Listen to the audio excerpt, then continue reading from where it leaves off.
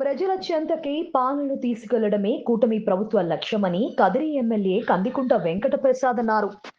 శ్రీ సత్యసాయి జిల్లా కదిరి మున్సిపాలిటీ 6వ ward new Amin Nagar Kandikunta Narayanamma కాలనీలో నిర్వహించిన ప్రజా దర్బార్ కార్యక్రమంలో పాల్గొన్న ఎమ్మెల్యే ప్రజల నుంచి వినతులు స్వీకరించి పలు సమస్యలను అక్కడికక్కడే పరిష్కరించారు.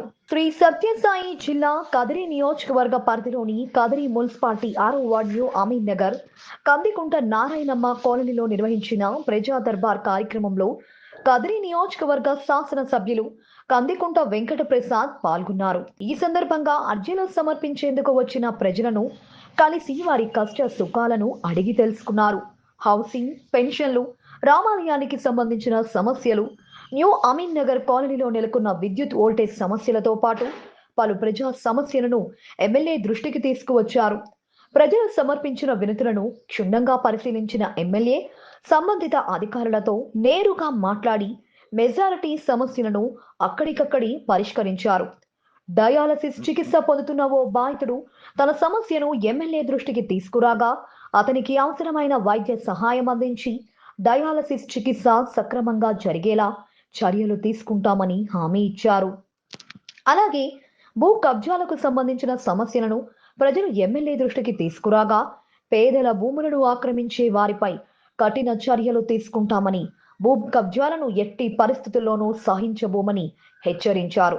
పేదలకు న్యాయం జరిగేలా కూటమి ప్రభుత్వం కట్టుబడి పనిచేస్తుందని స్పష్టం చేశారు. దీర్ఘకాలిక సమస్యలపై ప్రత్యేక దృష్టి సారించి వాటిని త్వరితగతిన పరిష్కరించాలని అధికారులను ఆదేశించారు. ఈ సందర్భంగా ఎమ్మెల్యే కందికుంట వెంకటప్రసాద్ మాట్లాడుతూ ప్రజల చెంతకి పాలన తీసుకువెళ్లడమే కూటమి ప్రభుత్వ లక్ష్యమని, ప్రజా సమస్యల పరిష్కారమే ప్రజా దర్బార్ కార్యక్రమం ప్రధాన ఉద్దేశమని తెలిపారు. ప్రతి ఒక్కరి సమస్యకు పరిష్కారం చూపే వరకు తన కృషి నిరంతరం కొనసాగుతోందని పేర్కొన్నారు. కార్యక్రమంలో స్థానిక ప్రజా ప్రతినిధులు, అధికారులు, కూటమి నాయకులు, కార్యకర్తలు, కాలనీ వాసులు పెద్ద సంఖ్యలో పాల్గొన్నారు.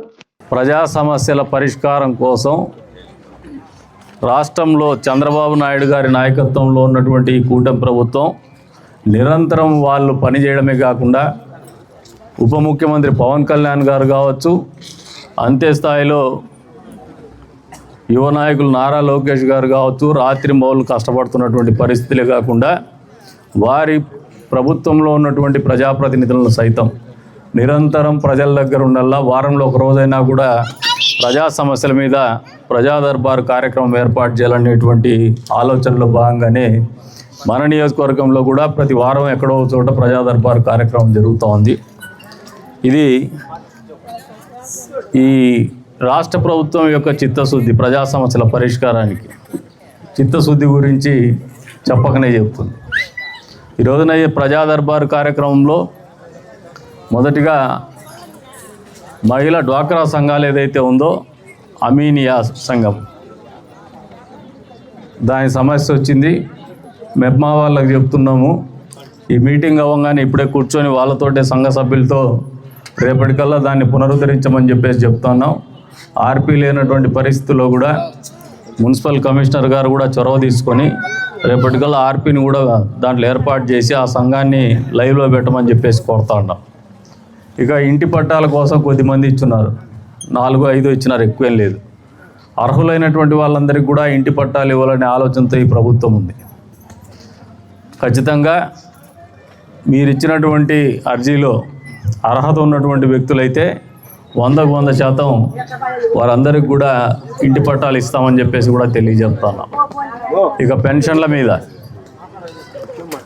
డయాలసిస్ పేషెంట్ ఎవరు వచ్చినారు, డయాలసిస్ పేషెంట్కి అయితే ఖచ్చితంగా పరిగణలోకి తీసుకుంటాం. అంతేకాకుండా మిగతా వారు కూడా వితంతు పెన్షన్లకు ఇచ్చున్నారు, వృద్ధాప్య పెన్షన్లకు ఇచ్చున్నారు. అర్హులైనటువంటి వాళ్ళకంతా కొత్త పెన్షన్లు మంజూరు అవుతాయి తొందరలోనే, 1-2 నెలల లోపలే.